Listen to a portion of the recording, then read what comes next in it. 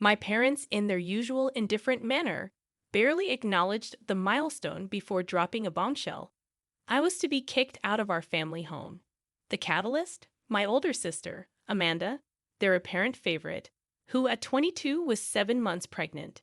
In a house with 4 bedrooms, my parents decided I should vacate so the new arrival could have its own space. They presented this decision matter-of-factly, leaving me stunned by their lack of concern for me. Despite my low expectations, their callousness still managed to surprise me. They assured me they would continue to cover my expenses until I turned 18, but insisted I could no longer reside with them. I meekly questioned why the nursery couldn't be set up in the guest room, only to be told it was reserved for Amanda's boyfriend. It was a clear demonstration of their skewed priorities. My parents, Amanda and her partner, and soon the baby, all had designated rooms. Amanda's absence during this discussion seemed calculated to spare her guilt. Our relationship had always been distant due to the age gap, but I never expected her to endorse my eviction. Disappointed and hurt, especially on my birthday, I resigned myself to their decision without protest. Realizing that my parents' affection was beyond reach, I silently packed my belongings. They assisted, perhaps eager to expedite my departure. The car ride to my aunt's house was filled with their chatter, oblivious to my withdrawn demeanor. Upon arrival, they dropped me off without a hug or a kiss, leaving me to confront the reality of my familial rejection. My aunt greeted me with genuine warmth, appreciating my presence in a way my parents never seemed to. As we conversed, I confided in her about my disappointment with my parents' actions.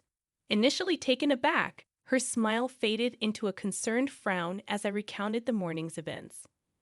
Without a word, she excused herself to make a phone call, leaving me to ponder her sudden change in demeanor.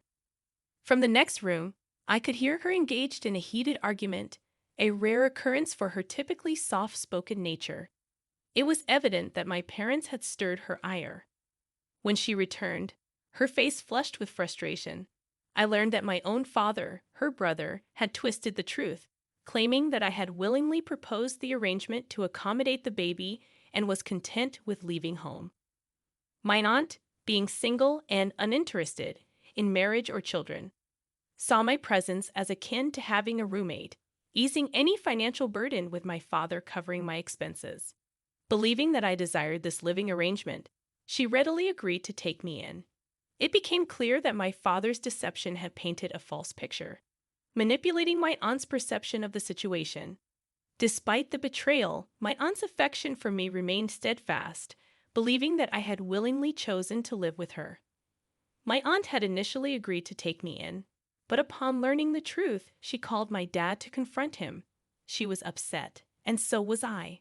This situation felt uniquely difficult for someone my age. I'd always known my parents favored my sister, but this was extreme. They had lied to my aunt to cover up their actions, fully aware of how wrong it was. They prioritized accommodating my sister's boyfriend over my comfort. Even though my sister could have easily lived with him, my parents insisted on keeping her close, even at my expense.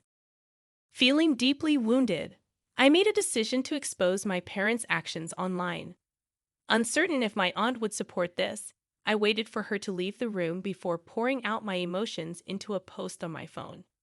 In it, I detailed not only the events of that painful day, but also the long-standing unfair treatment I'd endured at home. As I typed, emotions overwhelmed me, and tears flowed freely. It wasn't just an exposure of my parents. It became a raw, emotional outpouring.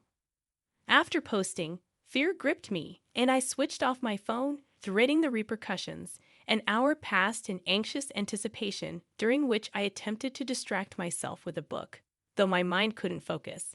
When my aunt awoke and rushed into the room where I sat, she calmly inquired about my post. Honestly, I admitted to her that I had indeed posted something, and our conversation ended there. Turning my phone back on, I discovered that my post had been seen by numerous family members, and my inbox was flooded with messages. Relatives expressed solidarity, offering support and encouragement. Their words lifted my spirits momentarily, until I braved my parents' messages. Filled with vitriol and anger, they demanded I remove the post. My father's texts were particularly hurtful, containing cruel words and even expressing regret for my existence.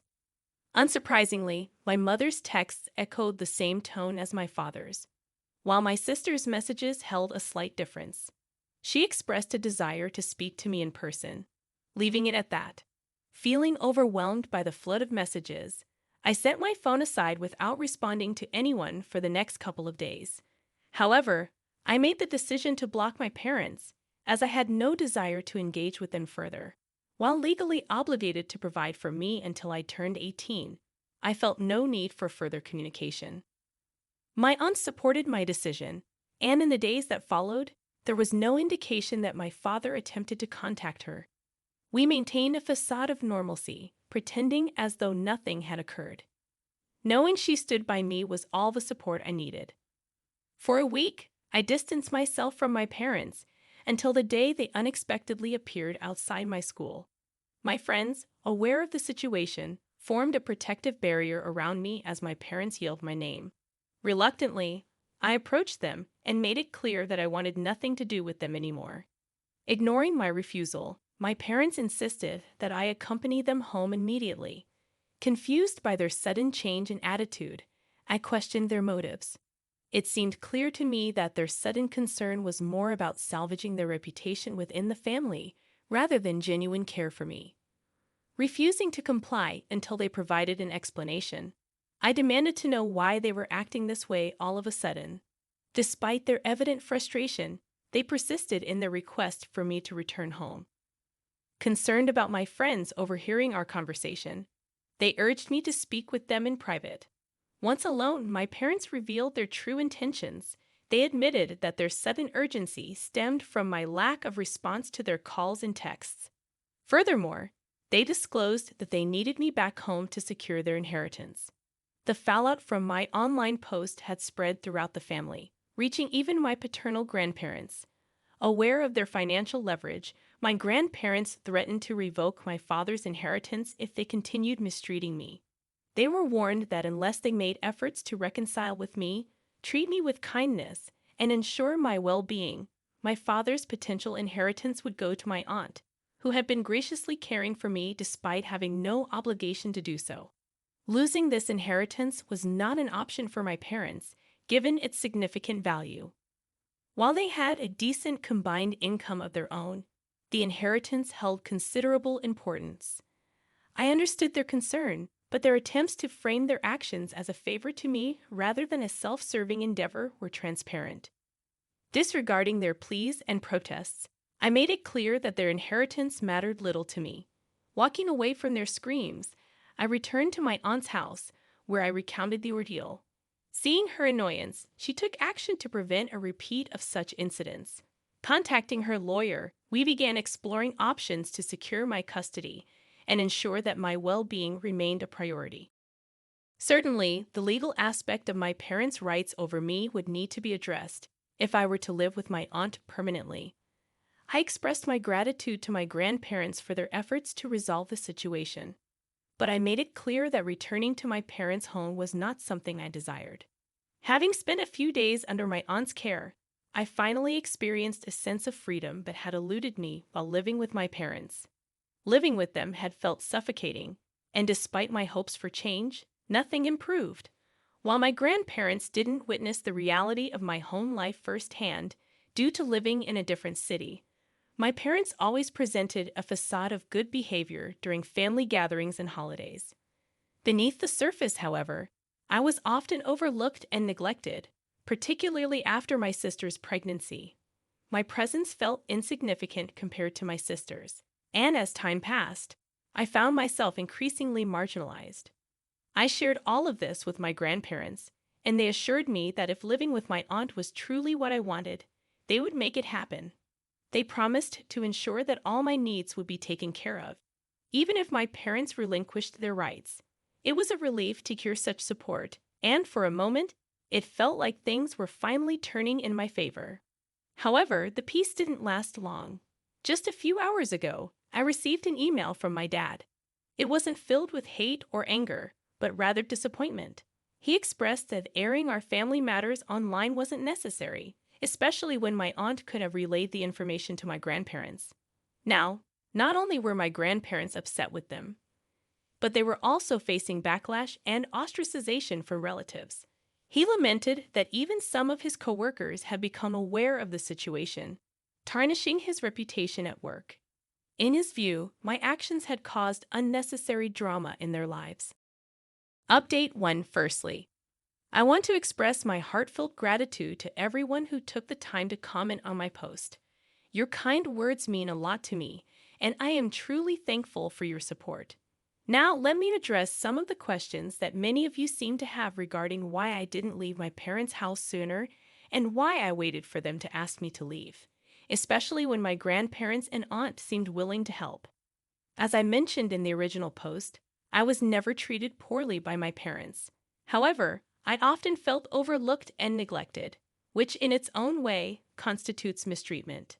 Despite this, I convinced myself that I was doing fine because I wasn't subjected to physical abuse or verbal cruelty.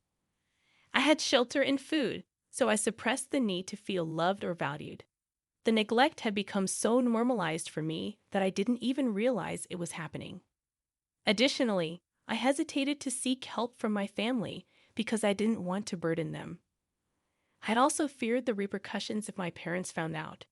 They place a great deal of importance on appearances, and I worried that seeking help would only exacerbate the situation at home. So, I suffered in silence, keeping everything to myself. Regarding my aunt, she didn't offer to take me in earlier because she didn't want to offend my parents, and she wasn't sure if I would even want to live with her. However, now that circumstances have led to this organic outcome, everything seems to be falling into place. She is currently in discussions with a lawyer to transfer my custody rights to her, although it will undoubtedly be a challenging process given the stakes involved. Since my original post, I received an email from my dad expressing disappointment in my decision to make our family matters public. He felt that it had caused unnecessary drama in their lives. However, my grandparents intervened, informing me that my parents would no longer bother me and reassuring me that I needn't worry about them showing up at my school or contacting me again. As for my sister, she reached out to me after my post, expressing regret for not speaking up on my behalf and apologizing for her role in our strained relationship. She explained that she had never felt comfortable confronting our parents and was shocked to learn about the living arrangement that led to my eviction. She had planned to move out eventually, but was forced to accelerate her plans after the fallout from my post.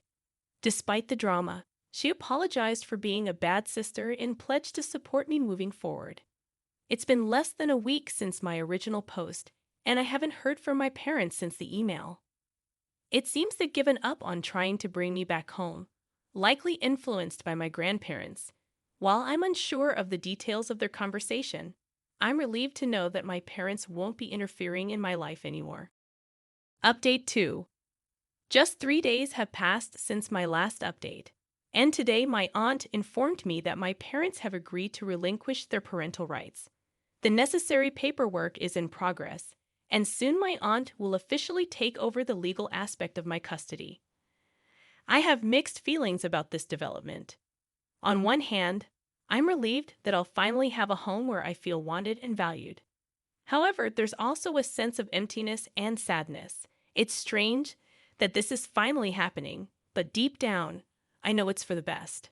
This is what I've wanted all along. Update 3. Hey, everyone. It's been a couple of weeks since my aunt became my legal guardian, so that's a positive step forward. I recently learned that my parents agreed to give up my custody because my grandparents gave them an ultimatum. They could either lose their entire inheritance or retain half of it, while relinquishing my custody and promising not to interfere with my life again. It's no surprise they chose the latter option. Frankly, I'm not bothered by their decision. It feels like I've dodged a bullet, and I'm glad to be free from their influence. I'm still in touch with my sister, though my parents are attempting to reconcile with her before her due date. However, she's requested some space for herself at the moment, urging them to stop pressuring her. It's almost comical how they managed to create such a mess in our family. Nonetheless, I'm content with my aunt, and that's what truly matters to me now.